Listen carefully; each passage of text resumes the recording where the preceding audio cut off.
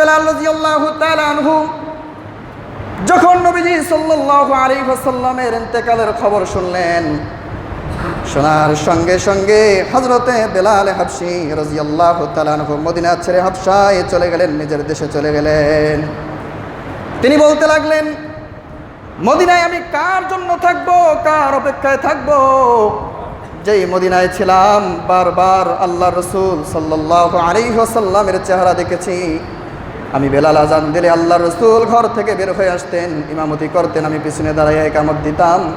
আল্লাহর রসুল যখন পৃথিবীতে নাই, আমি এই ব্যথা সহ্য করতে পারবো না। হযরত বেলাল নিজের দেশে চলে গেলেন। প্রায় বহুদিন অতিক্রম হওয়ার পরে নবীজি সাল্লাল্লাহু আলাইহি ওয়াসাল্লাম হযরত বেলাল রাদিয়াল্লাহু তাআলা আনহুকে স্বপ্নে ডেকে বললেন, বেলাল, তুমি এত পাষাণ হয়ে গেলা বেলাল, তুমি এত নিষ্ঠুর হয়ে গেলা বেলাল, আমার ইন্তেকালের পরে যে তুমি চলে গেলা, আর তো আমার মাজারটাও দেখতে আসো না।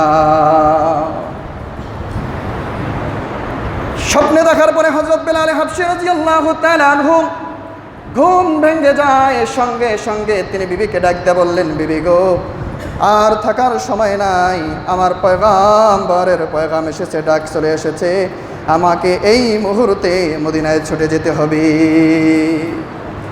হযরতে বেলাল রাদিয়াল্লাহু তাআলা আনহু সেই হাবশা থেকে মদিনার পথ 14 দিনের পথ ছিল। সঙ্গে সঙ্গে সওয়ারিতে আরোহণ করে তিনি 7 দিনের ভিতরেই মদিনায় চলে আসলেন। আসার পরে হযরত বেলাল রাদিয়াল্লাহু তাআলা আনহু মসজিদে নববীর সামনে উষ্ট্রি বেঁধে রাখলেন। রাখার পরে নবীজি সাল্লাল্লাহু আলাইহি ওয়াসাল্লামের রওজার কাছে গিয়ে সালাম দিলেন, আসসালামু আলাইকা ইয়া রাসূলুল্লাহ। আল্লাহর নবীকে সালাম দিয়ে নিজের চোখের অশ্রু বিসর্জন দিয়ে কিছুক্ষণ জিয়ারত করে আল্লাহর নবীর সাহাবী হযরত বেলাল মসজিদে নববীর দিকে ফিরে আসতেছেন। আসরের নামাজের সময় হয়ে গেছে। আসরের নামাজের সময় প্রায় শেষের দিকে হয়ে যাচ্ছে। মসজিদে নববীর ভিতরে সাহাবায়ে কেরাম বসা, মুসল্লিরা বসা, কেউ আজানও দেয় না, নামাজও পড়ে না, সকলে একটাই অপেক্ষা, হযরত বেলাল আল্লাহর নবীর মুয়াজ্জিন মসজিদের ভিতরে ফিরে আসছেন, মদিনার ভিতরে ফিরে আসছেন। আমরা আল্লাহর নবীর মুয়াজ্জিনের কণ্ঠে আমরা আজান শুনবো, সেই আজানেই আমরা নামাজ পড়ব। রাহ গিয়া রুসমে আজা, রাহ গিয়া রুসমে আজা, রূহে বেলালি না রহি, ফলসফা রাহ গিয়া তলকিন গজালি না রহি। হযরত বেলাল হাবশী রাদিয়াল্লাহু তাআলা আনহু মসজিদের ভিতরে যখন আসলেন, সাহাবায়ে কেরাম তাকে আরজ করলেন, বেলাল, দীর্ঘদিন ধরে তোমার আজান শুনি না বেলাল, আজকে তোমাকেই আজান দিতে হবে, তোমার আজান শুনে আমরা আজকে সবাই জামাত করব, নামাজ পড়ব। হযরত বেলাল হাবশী রাদিয়াল্লাহু তাআলা আনহু ডাক দিয়ে বললেন, সাহাবীরা শুনে রাখো, আমি তোমাদের মুয়াজ্জিন না, আমি আল্লাহর রাসূল সাল্লাল্লাহু আলাইহি ওয়াসাল্লামের মুয়াজ্জিন। আল্লাহর রাসূল পৃথিবীতে ছিলেন, আমি আজান দিয়েছি, আল্লাহর রাসূল নাই, আমি আর আজান দিতে পারবো না। আমি যখন আজান দিতাম, আল্লাহর রাসূল সাল্লাল্লাহু আলাইহি ওয়াসাল্লাম ঘর থেকে বের হয়ে আসতেন। নবীজির চেহারা দেখে আমি বেলাল বড় আনন্দিত হয়ে যেতাম, আত্মতৃপ্তি অর্জন করতাম। আমি আজান দিলে আল্লাহর রাসূল মসজিদের ভিতরে এসে তিনি ইমামতি করতেন, আমি পিছনে দাঁড়াইয়া নামাজ পড়তাম, ইকামত দিতাম। আজকে যদি আমি আজান দেই, আমার নবীকে আমি দেখতে পাবো না, আমি আজান দিতে পারবো না। বারবার বলার পরেও হযরত বেলাল হাবশী রাদিয়াল্লাহু তাআলা আনহু তিনি রাজি হচ্ছেন না।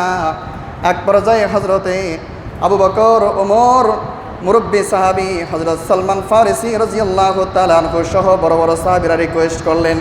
হাসান হোসেন চলে আসছে, আয়েশা বলতেছে, চাচ্চু আজকে তোমাকে আজান দিতে হবে, আমার নানা চলে গেছে, নানার যুগের আজান আমাদের শুনতে বড় ইচ্ছা করি।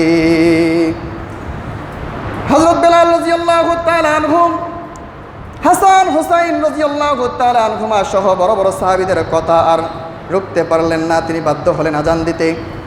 তিনি যখন আজান দিতে শুরু করলেন, আল্লাহু আকবার, আল্লাহু আকবার, আজানের মাঝখানে যখন আশহাদু আল্লা ইলাহা ইল্লাল্লাহ আশহাদু আন্না মুহাম্মাদার রাসূলুল্লাহ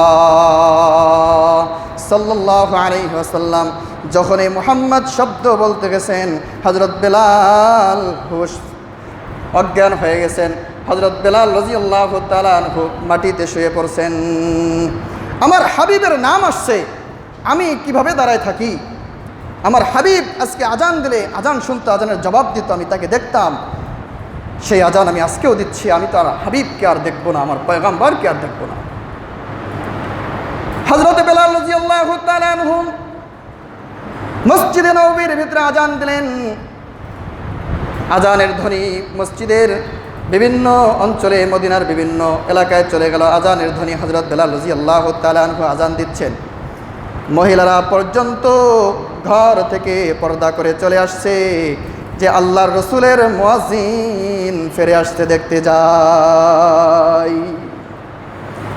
একজন মহিলা আল্লাহর পয়গম্বরের ভালোবাসা নিয়ে আল্লাহর রসুলের মুয়াজ্জিনকে দেখতে কোলের শিশুকে নিয়ে মসজিদের নববীর বারান্দায় চলে আসছে। মানুষের উপচে পড়া ভিড়, ওই ভিড়ের ভিতরে সন্তানটা বড় চাপ খাচ্ছে। বাচ্চাটাকে উপরে দুই হাত দিয়ে আঙ্গায়া ধরছে, তুলে ধরছে। ধরার পরে বাচ্চাটা এমন একটা শব্দ করেছে যে শব্দের কারণে পুরা মসজিদে নববীর ভিতরে কান্নার রোল পড়ে যায়। বাচ্চাটা চিৎকার দিয়ে বলতেছে, আম্মু আম্মু, আমার নবীজি চলে গেছেন। নবীজি সাল্লাল্লাহু আলাইহি ওয়াসাল্লাম চলে গেছেন। নবীজির মুয়াজ্জিনও চলে গিয়েছিলেন। আম্মু, নবীজির মুয়াজ্জিন তো চলে আসছে, জানতে চাই আমার নবী কখন চলে আসবে।